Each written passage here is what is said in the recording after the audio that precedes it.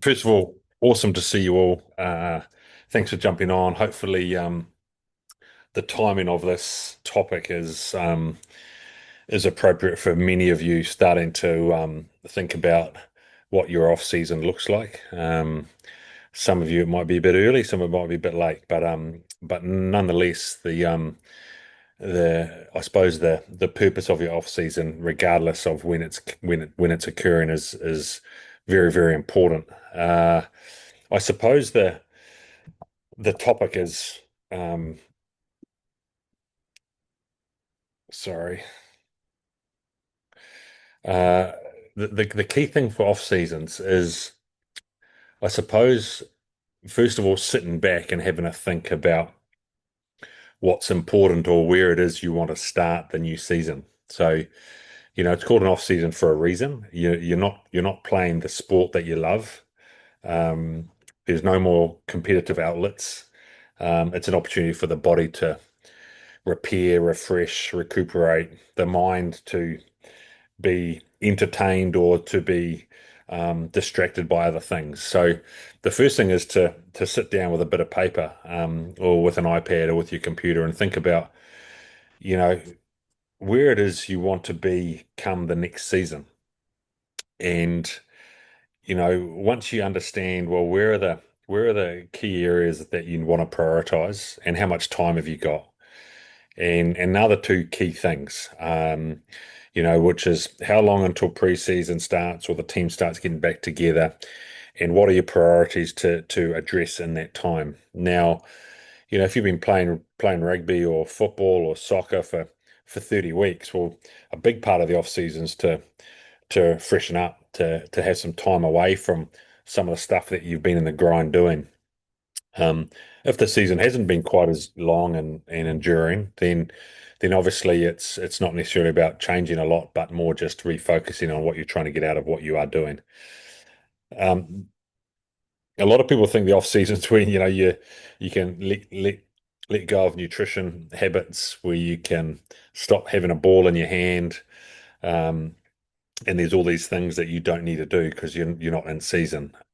I think what I've experienced in my time doing what I do is it's actually that's how it used to be, and I think um, the best athletes in the world in whatever sport, they don't ever stop working on some of those fundamentals. A golfer, a world-class golfer, a pro golfer doesn't stop playing golf, right? They might just play less golf. Um, they might not go and play rounds. They might just go to the driving range, but they're still looking at tweaking their skill. Um, the best boxers in their off season don't just totally disregard what they eat and put in their mouth. Um, because all these things, when you stop doing, some of those basics, some of those fundamentals, it's a long, hard road back. So the other sort of four key points to think about. One, how much time do you have available before preseason? Two, what are your key areas that you want to prioritize and focus on and move? What are going to make the biggest difference in your performance in the following season? Keep the big rocks front of mind. Still relax, still do different things, but if you are training and wanting to make some progress, then you still need to do the basics well, like sleep and nutrition and recovery. And the last thing is just somehow sprinkle in little doses of skill work, whether that's just having a ball in your hand and throwing some passes out in the backyard. It's um, you know, playing touch rugby, whether it's going down to the park and just kicking the ball between the posts, once a week, just to keep things ticking over. The the next part, I suppose, is this idea of building a base. Now, I know that a lot of rugby players probably skip this beat, and and uh, I think there's a fine balance to be hit here. We don't, as rugby players or as football players, we don't necessarily need to be doing half marathons or anything crazy like that. But building that aerobic system is really, really important. Two reasons. One, it allows you to have that engine that will help you recover between efforts as intensity increases, as volume of work at high intensity increases. But it also helps the body unload, just like in the gym where you're going to take some weight off the bar. When it comes to being on our legs and running, just building that capability, that capacity to weight bear and for a period of time at a low intensity is great for the body, to recover, to recuperate, and to build that base to launch into the next season. It generally just helps with your ability to stack sessions. Like I don't train for rugby anymore, obviously, but I know that even just in life, like if you're aerobically fit, you have way more energy and you can cope with way more, whether that's because of mood, because of ability to just do more in your day and recover and sleep better. It's massively important. Um, I think the basic principles of conditioning apply. You don't need to run fast for a long period of time. It's conversation pace to build your base. And most people, most especially young athletes, struggle to run at conversation pace. But if you can't talk easily, you're running too fast. That's if you're trying to build your base, build your aerobic capacity. Progression's really important. If you haven't had complete an aerobic run for a long time, then don't go out and do 40 minutes because you hurt yourself. Don't go out and run continuously for 30 minutes because you'll hurt yourself. You just got to progress slowly, walk jogs. Just like you pretty much got to assume you're unfit and unable to do this. So ease into it.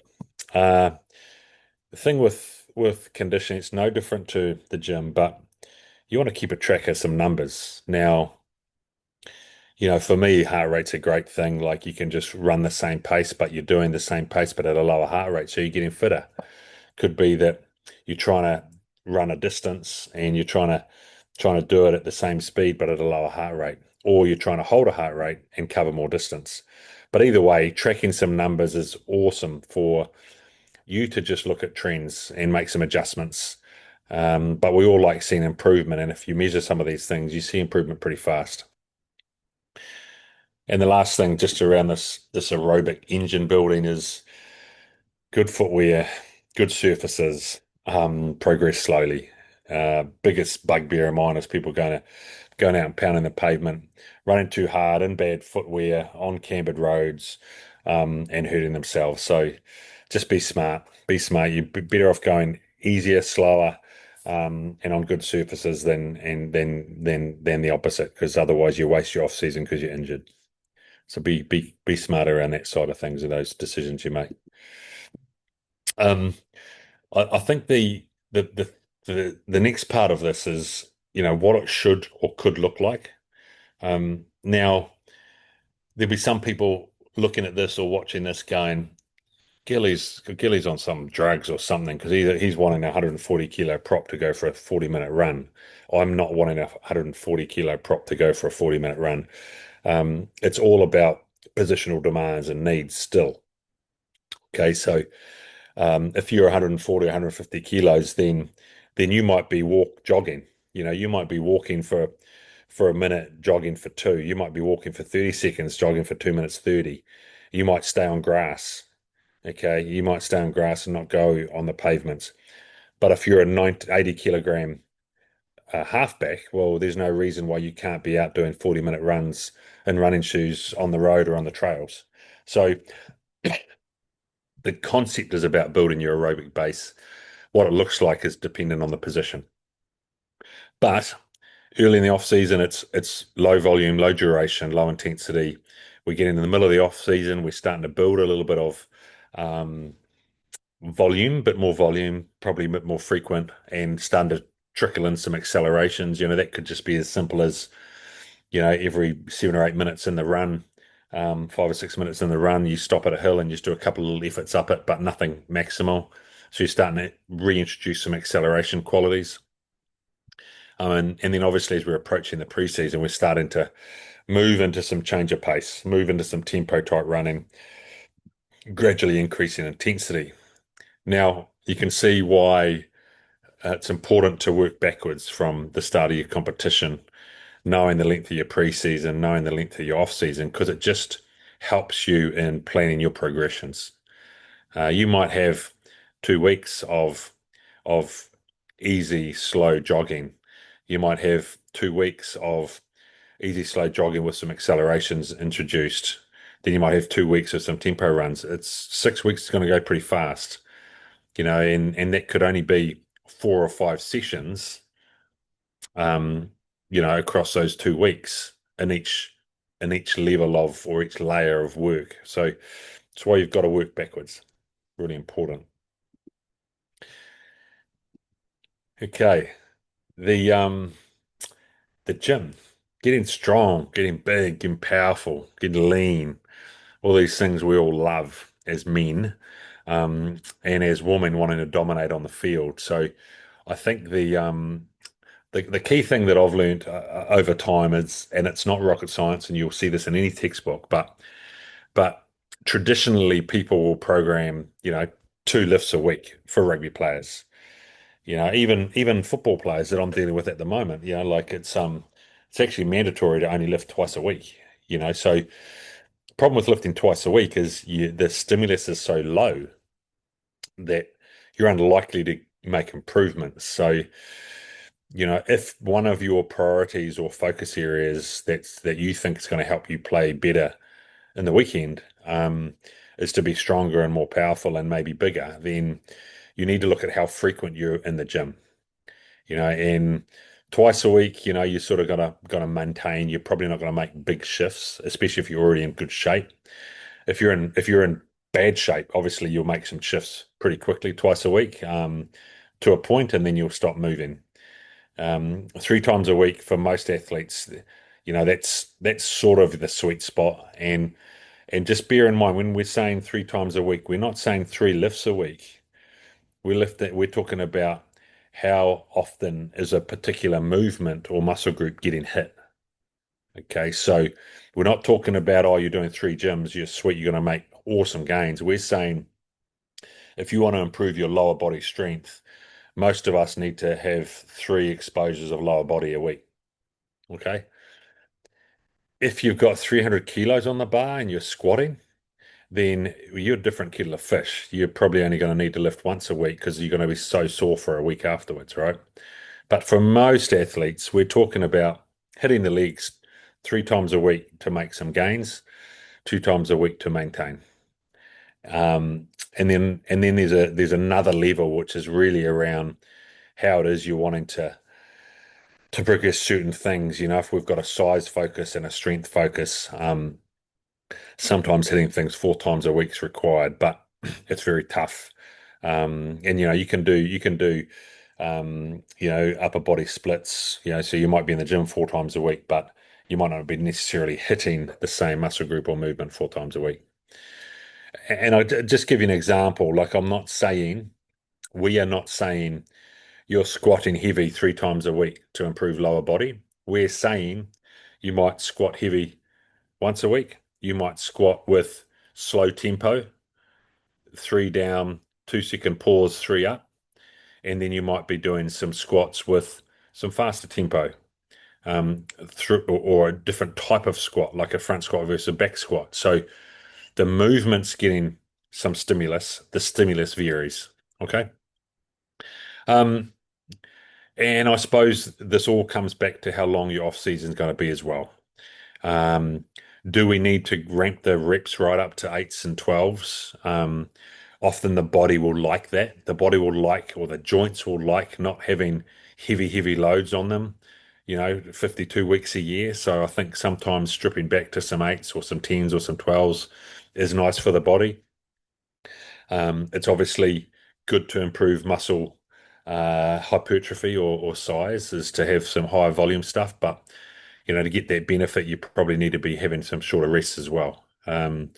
All this comes back to what the priority is. But if we're assuming that the off season is about resetting, rebuilding, then starting out with some higher rep ranges and building back into some strength ranges is probably a smart way to go about it. And you can see here on the slide in front of you all, even within the off season, there's the ability to have some phases mixed in. A 2 week hypertrophy blocker, 2 or 3 week strength blocker, 2 or 3 week power block leading into the preseason. Now, of course, you know, we love what we do, and the flexibility and variations are enormous. So again, you could easily have those three phases blended into one, and we're trying to touch on all of those things every single week for 6 to 8 weeks. Where we're front end of the week, we're looking at some explosive, fast stuff while we're fresh. Middle of the week, we're starting to do some strength work. Okay, while we're not too tired, and then the end of the week, we're just smashing ourselves with some hypertrophy and some high rep ranges. So within a given week, we could polarize the load and the stress on the muscle. Quality early in the week when you're fresh, speed, power. But again, comes back to what your priorities are, and how you slice and dice. Okay, some examples we thought we'd just throw in there just to show you how a week can be different for different types of athlete. You got a full-time pro that's going to be doing, 1 to 2 sessions a day, 6 days a week.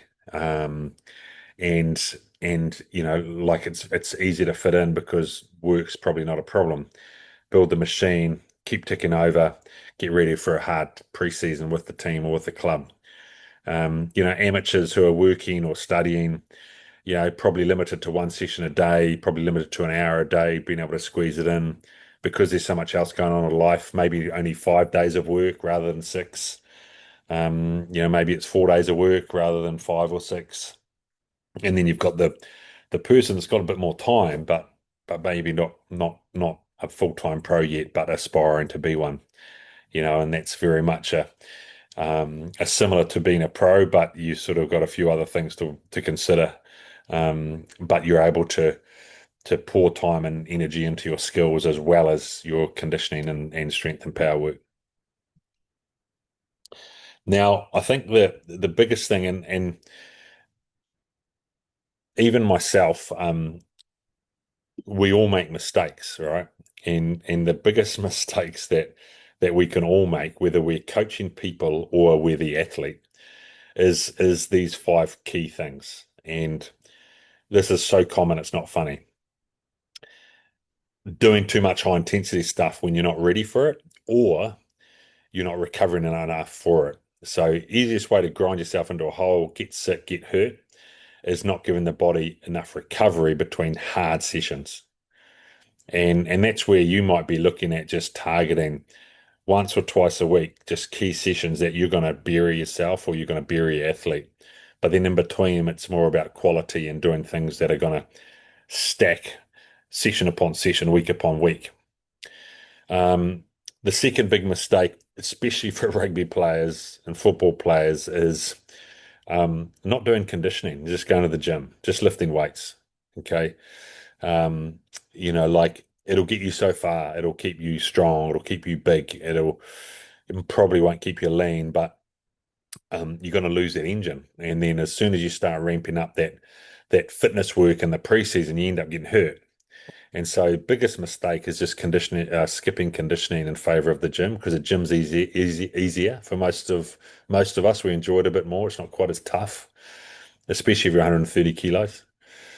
Um, I mentioned number three already about, you know, the hard days being too close together, not giving the time the body needs to bounce back or come out of the hole. The easiest way to understand that is, I think, a couple of things. If you're an athlete, self-reflection, how are you feeling? Are you motivated? Are you grumpy? Are you tired? All those things suggest that the load's just, you're not quite bouncing out of that load well enough. Um, it's probably the easiest thing. As a coach, the telltale signs there are numbers getting worse or not moving. Okay, if week to week weight's not going on the bar or week to week heart rate's not improving around efficiency, then you've probably not you haven't got enough recovery time in there between tough sessions. This is something that I was very guilty of in my own days when I try and coach myself, is not building a schedule that actually fits into your real life. A lot of us become a little bit addicted to what we do. We love it, makes us feel good, but we're just trying to want to keep getting better, do more and more and more. and it catches up with you. So I think you have to be realistic, and you got to put in everything else in your life, so that the program is achievable. Um, Obviously, we want to push and we want to do as much as we can to achieve the goals we've set, but it has to be achievable and not at the cost of health. And when I say health, I mean getting sick or injured. And the last thing is, you know, small steps, like stacking good sessions upon good sessions upon good sessions. Like if you reflect as a coach or as an athlete on when you've been at your best, it's when you've had the most consistent period of training. You know, 3 weeks of progression, of appropriate loading, of appropriate recovery. Man, you can get so many gains out of 3 weeks. But often it's interrupted by illness, by work, by life stress, by injury. And so the key thing is about trying to stack or get these consecutive blocks of work and over a period of time. So consistency is way more important than just one amazing session and then nothing for 4 days. So, you would have all heard the saying little and often, stacking days, stacking weeks. There's all these phrases we can use, but at the end of the day, it's about being consistent versus inconsistent. In a real basic way, 6 days of 30 minutes a day is way better than an hour and a half once a week. Simple as that. Okay. So that's really, really important. So they're the common mistakes that we're not going to make.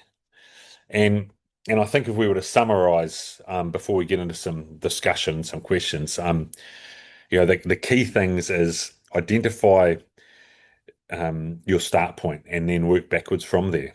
Okay, plan everything off the calendar you have in front of yourself, because knowing how much time we've got helps us understand, I suppose, the potential or the possibilities of what we could achieve, and then we've got the luxury of figuring out how to achieve it.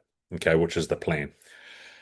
Um, Build your base. So whether you're 140, 150 kilos or whether you're 80 kilos, build your capability or your base fitness so you can do more high intensity when high intensity is ready to be done.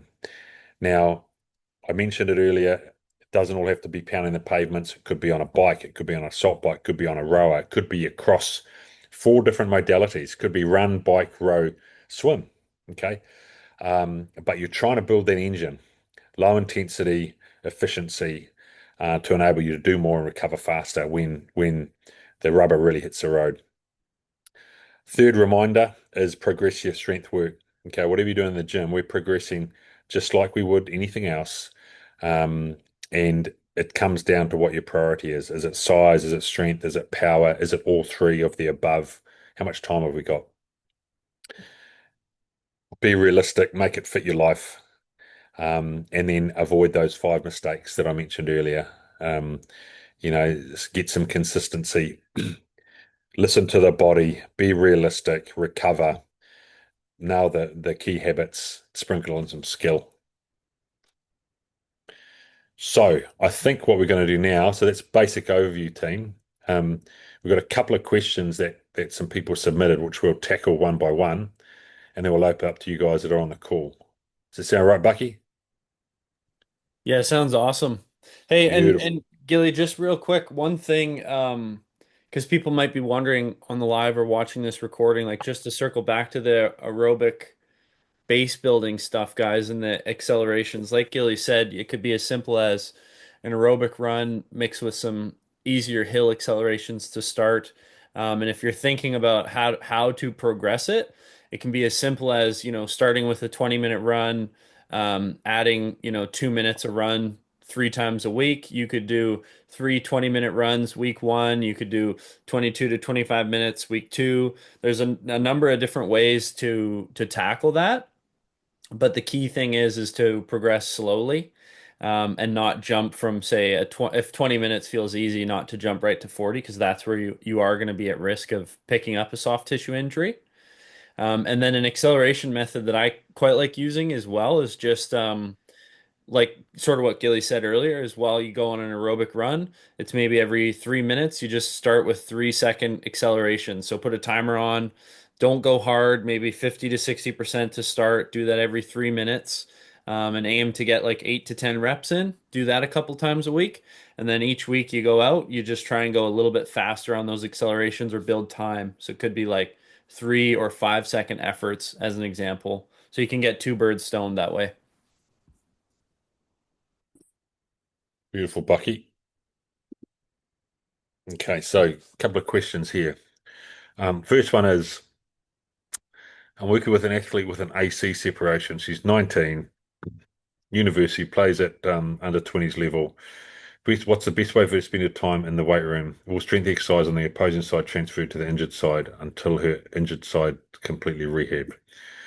It's pretty simple, team. A couple of good questions here, a couple of threads here we'll just stick into. But the first thing is, and some of you would have already heard me say this in the past, but you're trying to work around an injury. Okay, you're not trying to work through it. So an AC joint separation is obviously going to be pretty painful, especially when it comes to pushing.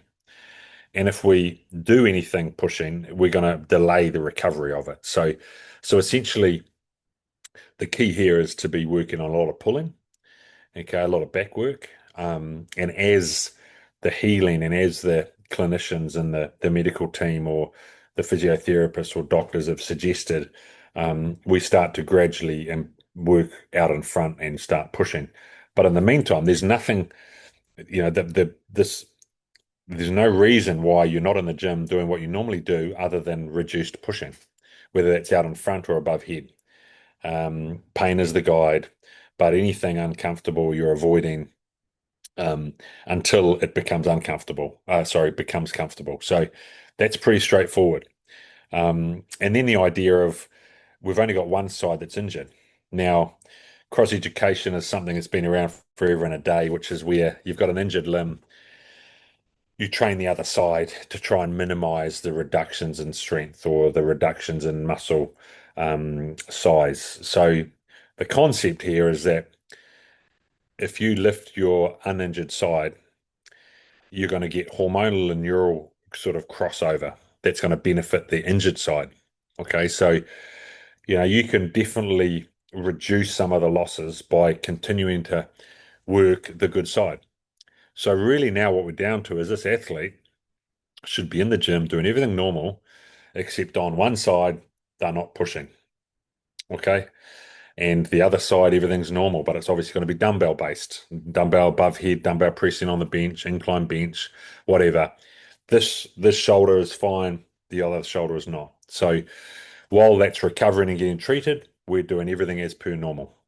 Okay. So and this relates to any injury on any limb. Okay, there's no reason why all of a sudden I've got a sore shoulder, I can't train. Okay, you can do everything except on that shoulder. Okay. Next one.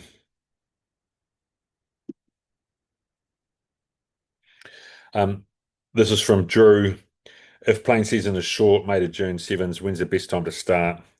Um, what would a good microcycle look like? Well, it's a bit of a funny question, isn't it? Because um, it's 2 month season, and I'm assuming we're in our off season now for this, so it's a long, long, long way away.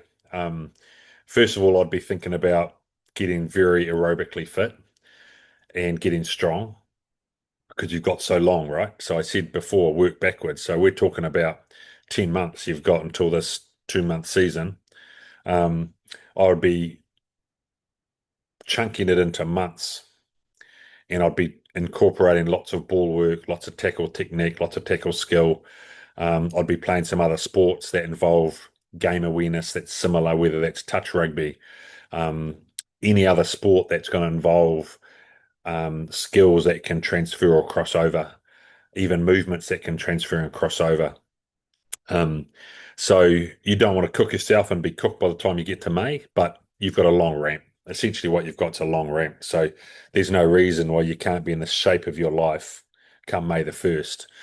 Um, And a good what would a good microcycle look like? Well, a microcycle is typically a week. And it sounds like you've got about 40 weeks. So every microcycle is going to be quite different based on the phase you're in and what your priorities are. So sorry, can't really offer too much more detail than that, but drop us a line if you want us to send you an email. David, what would a good structure of sprint training in the off season look like? Example, the athlete is focusing on for 3 weeks on hill sprints, then transferring to short accelerations, 10s, increase the distance gradually 40, 50, or would you mix it up? Okay. So off season, wanting to get faster. Um, I think the key thing here is personally, I would be taking the latter option, which is mixing up the week. Um, I'm assuming that this athlete needs to be fast for their position. Um, I would be working on more than just running fast, straight line. I would be looking at plyometrics within the week. I'd be looking at acceleration focus. I'd be looking at change and pace focus. So for jog to sprint or run to sprint, um, we should be including some deceleration focus and change of direction. Um, and of course, this comes back to how long we've got. If we just wanted to be fast, straight line to start with, so we keep it linear, and we've got a lot of time, then absolutely, yes, over just linear speed, no problem. But most team sport athletes aren't linear in their need for speed. Most team sport athletes, doesn't matter what team sport you're talking about, netball, hockey, football, soccer, rugby league, doesn't matter. Very little of it is linear. And yet most of us would prescribe straight line sprints. So we need to be working on our ability to explode, which is going to be plyometrics, our ability to go from zero to running quick as fast as possible, which is our acceleration. We need to be able to decelerate quick. Okay. The faster you can decelerate, the quicker you can change direction. We need to be working on cutting and things like stepping. So, you know, I think in an off season, you don't want to be running too fast too early. And you do need some endurance about things. So, it's a reasonably tricky one to answer, but I think you are needing to consider introduction of plyometrics, accel, decel, change of direction. When you do that, it's probably going to be more likely in the preseason. So leading up to the preseason, I think it's a matter of building tolerance to plyos, tolerance to acceleration. Uphill sprints are great. Speed endurance, so repeat efforts over 40, 50, 60, 70 meters, great.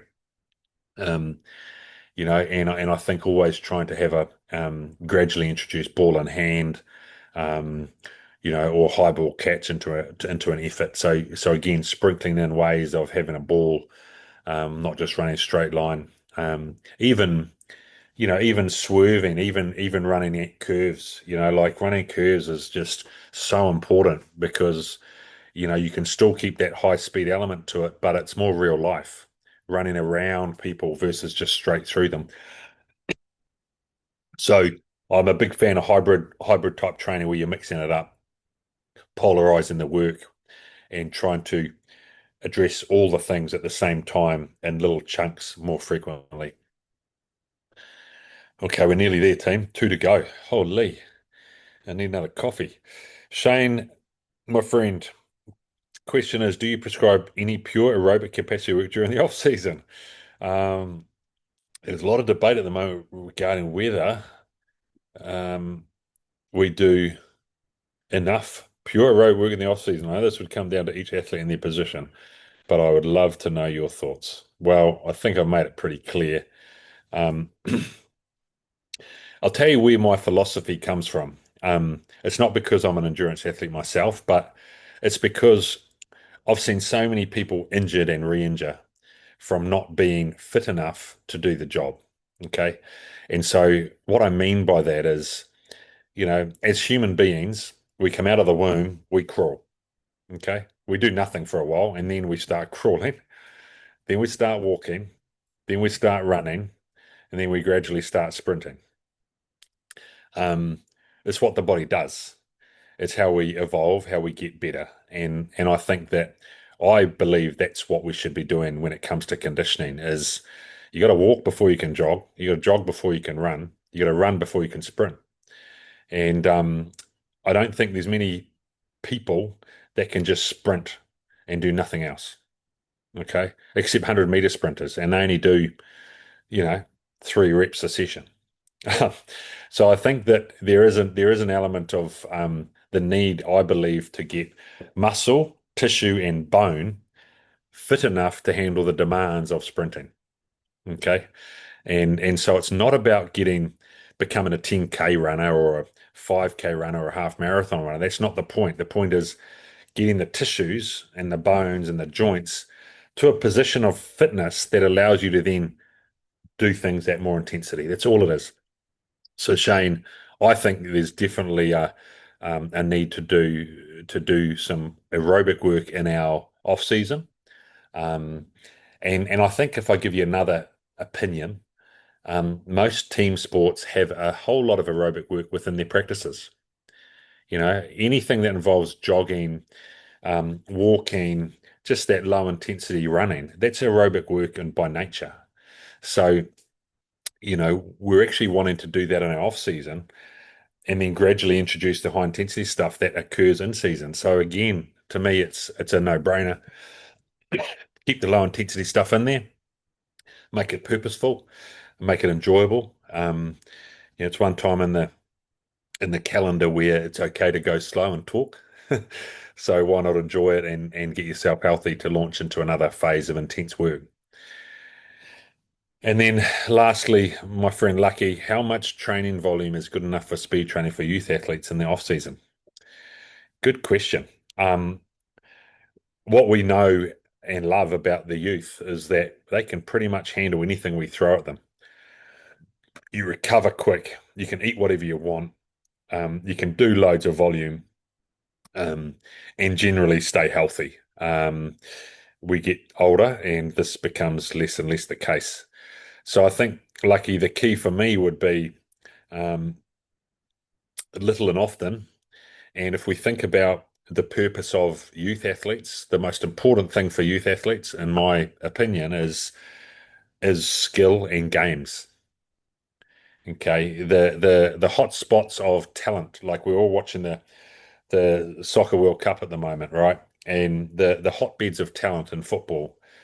The research that's been done on the likes of Brazil, the likes of Argentina. Okay, what they show is that their talent comes from the fact that from the very, very young age, they've got a ball down at their feet, and they're playing small-sided games in little confined spaces, and they're getting loads of touches and loads of opportunities to practice their skill. And so for me, in other areas of the world, we have to learn from that. And so for me, speed training for youth athletes would be we're trying to get as much speed intermingled with touches of the ball, whether that's um, soccer, football, rugby league. So gamifying training to improve skill and game understanding. And within there should be plenty of speed work. If there's not opportunity to have some games with these young athletes, then it would be, you know, short spouts of speed work and explosive work, frequently, low volume and probably frequency of 3 times a week, depending on the athlete. Um, so again, a tricky one to answer, but really, if you put it into the mixing pot, it's going to depend on the athletes. It's going to depend um, on whether you're together or not. But we know in football and soccer, quickness, agility, and ball control is massive. Like it's not just straight line running again. It's a bit like what I talked about earlier. Running fast straight line doesn't make you a better football player. Okay, so that's where you've got to be putting your thinking hat on. So I think that's the questions, Bucky. Um, we'll open it up to the floor now, team. And yeah, just speak up and don't be shy. Yeah. Shane. I was the one that asked about the pure aerobic work, um, the capacity stuff. So I currently play for the Dragons in Wales, Newport Gwent Dragons. So I'm a pro rugby player myself that's playing for the Dragons. But I'm also studying S&C, so that's the reason I jumped on tonight. So it was the blend of the both S&C and the rugby. So yeah, the reason I said about the question was so there's a lot of debate, especially around by me, in terms of aerobic capacity work. Now, when I say that, this is probably coming from more of in my setting. If a lot of pro athletes have got a really good base anyway, by doing some, so when I say pure aerobic, I mean stuff like, okay, like anything over like 3 minutes, 2 minutes worth of just pure running. Is there not a case of if you're doing your anaerobic high intensity work anyway, and once that goes over like a certain duration, you're touching into those aerobic qualities anyway. And also, like you said, you get a lot of your aerobic low work anyway from just going from like, even if it's like skills with your mates, um, going for like long walks, stuff like that. So what I'm trying to say is, sorry if I've ranted on a bit, but what I'm trying to say is, in your conditioning prescribed work, would you give long, if they like for the field athletes, would you give like long conditioning based work? So Shane, what position do you play, brother? I'm 6 or 8. Okay. I think it's a good question, and laying down I suppose the context is important, right? Yeah, sorry, I went on a bit of a rant. Sorry. No, no, no, no. It's good, mate. It's good because that's exactly the dilemma, right? That's the dilemma. The dilemma is exactly what you've said, is that there's people that will argue that actually you get in enough of that when you're going walking with your girlfriend, right, through the forest, or you're sitting around at the park and you're throwing a ball around with your mates. You're getting some aerobic stimulation. I think I think the thing to think about is if you just think of a pyramid, right? You just think of a pyramid, and you think about the top third of the pyramid is where you play the game. Okay, top Yeah, third of the pyramid is where you play the game. Now, um, like I was at the World Cup with the All Blacks in 2023, and we had a phase of work, the longest period of play that I believe has ever happened in international rugby, of 8 minutes, where we defended against Ireland in the quarterfinal. 8 minutes. There was no stoppages. Um, and to me, um, that is all about aerobic capacity. Okay, there was very little anaerobic work. We were just defending the line. There was no intensity to our movements. We were defending the line. We were very much low intensity, but it was 8 minutes long. Okay. Um, Now, I'm not saying you prepare for 8 minutes long because it's probably never going to happen again. Um, but I think if you think about in your position as a 6 or 8, you're spending in the game, the top third of the pyramid is where you live. Explosive, short duration max efforts, right? 30 yeah. seconds, 40 seconds, 15 seconds, it's all short duration. And you probably get about a 2 to 1, a 1 to 2 work to rest ratio. You probably get about a minute, minute and a half to chill out before you'd go again. Um, so that's where you live. Now, the ability to do that for 30 weeks, okay? How many games you play a year in your season up there? What did we do last year? So it's averaging about, I think it's 25, 24 games. Okay, so you add that onto a preseason, you're going for about 30 weeks. Okay. 6 week preseason, 8 week preseason, something like that, 10 week preseason. Yeah, this preseason we got is yeah, shorter, 8 weeks. Yeah, so you got 8 plus 24. All of a sudden, you're at 32 weeks of in the environment, and it's all in that top third of the pyramid. So for me, it's like, well, you finish a season, you probably should have a month of aerobic replenishment, recovery, reloading, recuperation, doing things different, and that is where it's a walk jog like Bucky's talking about. Mentally and physically, that's really really important. You think about a muscle and a joint that's been hammered for 32 weeks. A 4 week aerobic block is going to be highly valuable. Um, and I think you're just trying to, in my mind, we're trying to improve the base, that bottom third of the pyramid. Okay. So your off season is about building that bottom third of the pyramid. And then as we're getting into the preseason, we're building the middle of the pyramid. And then we're hitting the season and we're just living at the top. Um, and in every other sport, that's what happens. Okay. Um, you got to build a base, you got to build a platform to launch from. And, like again, I tried to give the context of it depends on the player, it depends on the size, even. But it also depends on what your priorities are. Like if aerobically you're already really good, like if you're already, I don't know if you guys do Broncos or whatever up there, but Yeah. if you're a 6'8", how heavy are you, Shane? I'm 118, 119 kilos. Okay, so 118 kilos. What's your Bronco? Oh god, I done it last year. The best I done last year was a 440, 447. Okay, so that's world class. Okay, Yeah, so you got a big engine for a big man. Okay, is that fair? yeah, because yeah, I come from like when I was younger before rugby, a bit of a swimming background, so I put Okay, it down to that. Yeah, beautiful. So you can see there that all of a sudden, if we're talking about a program for you, that's very different to a program for someone your size that's doing 540. Okay. yeah, yeah, 540, hang on, you got aerobic deficiency here. That's a focus for your off season. For yeah, you, it's now, hang on, your engine's good. Look at your game. Where are you lacking? Is it the intensity? Is it your explosiveness off the mark? Is it your deceleration? What is it? That's where your focus becomes for the off season.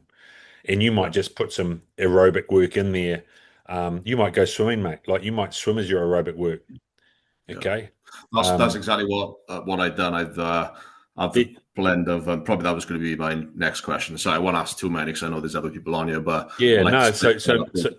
so, so that's bang on. But that's why the conversation's important, right? Because the philosophy has to be about what's required for the athlete or for the group. And if you go back to key principles, it is about, well, where are you at now and where are your opportunities to grow? If you had told me you were a 5'10", so you're not good, you're not bad, then I'd be saying, hey, we probably want to improve our aerobic conditioning a little bit more than what you're currently doing. But Yeah, because you're a 446 and you're 119 kilos, yeah, you're a big man that can carry your weight. Okay, yeah, and you got good cardiovascular ability, so your off season has a different sort of slant to it. yeah. So Make it comes sense? down to that individual. Yeah, it comes down to that individual and Big those time. And it's goals. all about your qualities that you have, Yeah, genetically and physiologically. What are the qualities you have, yeah, and therefore what do you need? But also like reflecting like in a game. Like just because you got a good Bronco doesn't mean you've got good ability to recover from high intensity efforts. So, yeah, reflect on a game. Are you running out of puff in the last 20 minutes? Are you struggling to recover between high intensity efforts? Ask those questions and then try and start figuring out how to solve that problem. awesome. Okay. Good questions, man. Love that. Good. Hey Shane, I Who think else? something as well that Gilly touched on too, and like this is what you'd be doing in your rugby trainings, but mixed fuel conditioning can work really well for someone in your situation. You're already quite fit and you have that aerobic base. And for people watching this, say you do maybe you're 3, 4 weeks into your off season, you're starting to do some hill efforts, maybe you're going 30 to 60 seconds up the hill, walking down slowly. If you track your heart rate through that session, what you're going to see during those recovery blocks when you're walking is how much time you're spending in the aerobic heart rate zone as well. So you can start to get creative around your individual needs and how you're hitting that aerobic heart rate zone as well. Yeah. I like to get a blend of on field and off field as well. I think off season's a good chance to get some off field conditioning with the joints get a battering in season. So especially because I'm a bit heavier. Yeah, yeah, man. Yeah. Hey, Awesome. what's the what's the good advice on? It's always good to hear it on nutrition in the off season because it must be from the big loads of being really active through to easing off. But it's always a struggle when you've been eating so much for during the season. What do the You good know, people do, or how do they manage it? it's a good point, Brian. Like I think that's what happens with any athlete is that, when you're in the heat of the work, heat of the season, you're doing a lot and you're feeding the body what it needs to recover and bounce back. And then come the off season, people tend to keep eating what they were eating, but not doing as much. So it's not rocket science, right? You fuel the demands. You fuel the body for what you're asking it to do. And if you're doing a bit less, you got to fuel less. Awareness is the key thing there. Is if you're not training for 3 hours a day, all of a sudden doing 1 hour a day, then you've got to eat a bit less because you don't need the fuel. Just like the jet planes, Brian. If you're not flying far, you don't need to put no much fuel in it, mate. So fuel tanks, not air tanks, Gilly. All right, team. Well, thank you all very much for joining us today. For those of you live, thanks a million. Awesome to see your smiling faces and great questions. And I know plenty of you registered for the call that are going to be catching this on a recording. So just before we go, for rugby players, if you'd like to join the Rugby Ready Academy and access all of our training programs, high performance resources, and access to our team of coaches, you can use the code OFFSEASON at checkout and you'll get 75% off your first month. So usually it's 50% off. So we're throwing an extra discount in there. Or if you're more inclined to explore one-to-one coaching and how we can work with you individually, we have 3 spaces available for a free 20-minute performance consultation with me. So I'll be joining you on that call. If you're here as a coach, you can join the Nick Gill Academy, where you get all of access to all of Gilly's recorded lectures, Q&As, as well as our high performance ebooks. And that's also going to be 75% off your first month if you use the code MENTOR75 at checkout. And we've also got 3 spaces available for coaches who are interested in one-to-one mentorship or joining our group mentorship program. So it's nice and simple to join, guys. I'm going to add an application link here in the chat box. And it's also going to be for those catching the recording underneath the video in the description. So all you got to do is click the link, fill out the brief application, and then it'll point you in the direction of the plan that's best suited towards you. Let me just get this sucker in the link here. Of course, the messenger is not working. Classic. So, what I'll do is I'll fire off an email after the call to everyone who joined live. But if you are catching the recording, it'll be underneath the video. Thank you all very much for joining us, and we'll hopefully see you on the next one.